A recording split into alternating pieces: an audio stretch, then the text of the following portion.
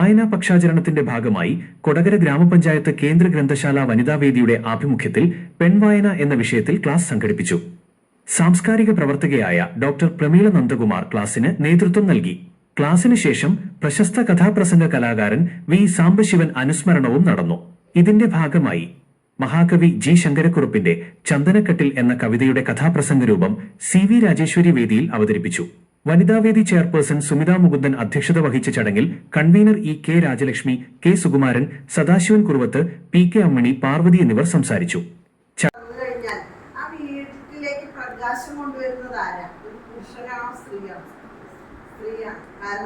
സാധാരണയായിട്ട് അവൾ കടന്നു കഴിഞ്ഞാൽ ഉറപ്പായും അതിന്റെ ജനലുകൾ തുറക്കും, അതിലൂടെ നോക്കും പുറത്തേക്ക്, അല്ലേ? ഈ ജനലുകൾ എന്ന് പറയുന്നത് ഒരു സ്ഥലത്തേക്ക് മാത്രമല്ല, ഏത് ജനൽ തുറക്കണമെന്ന് തീരുമാനിക്കുന്നത് നമ്മളാണ്.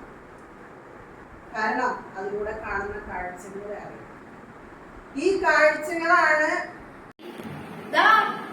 ഒരു മരം മാത്രം നിൽക്കുന്നു,